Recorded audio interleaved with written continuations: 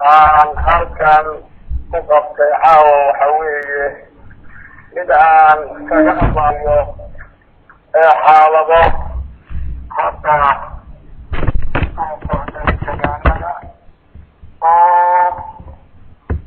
aan ka xusi karo laba arrimood waa qodobka hore midka hore arrimaha hadda 18 May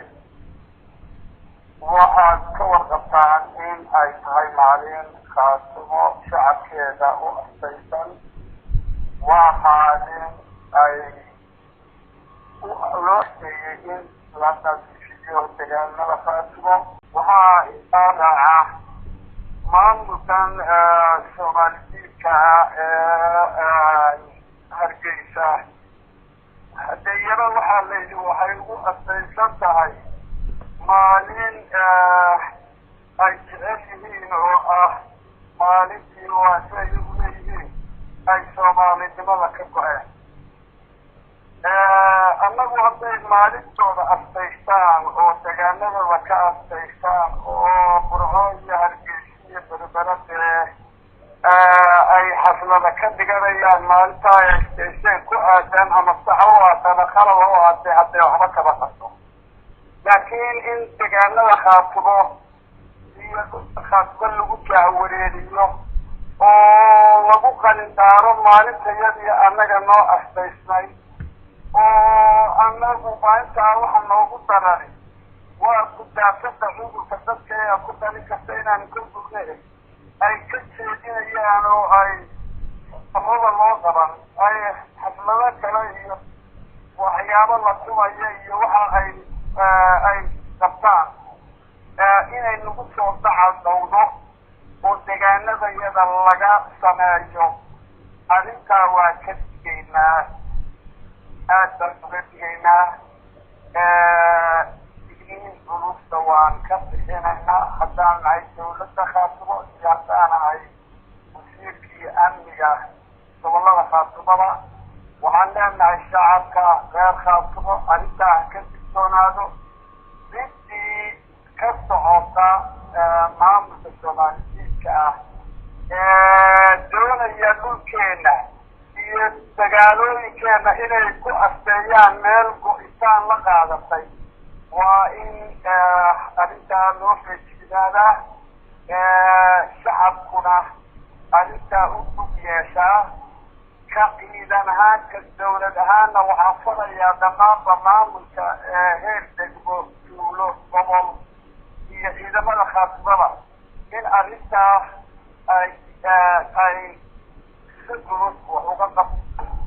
oo arrintaa laga hortago ayna dhicin ciddii ku lug leh ama lagu tuhamo inay ka shaqaynayso ama ku gacan siinayso ama taageerayso ama guri ay leeyihiin ama maal ay leeyihiin ku bixinayana tallaabo sharciga waafaqsan laga qaado oo arxamdarra waayo qof u arxamaya Soomaalinimada iyo siyaasadda khaatumo iyo dadkiisa iyo dhulkiisa maaha ninka kala goynta Soomaaliyeed oo aan siyaasadda khaatumo waafaqsanayn ku shaqaynaya haddii adan gacan bila in lagu qabto weeye oo tallaabo cad laga qaado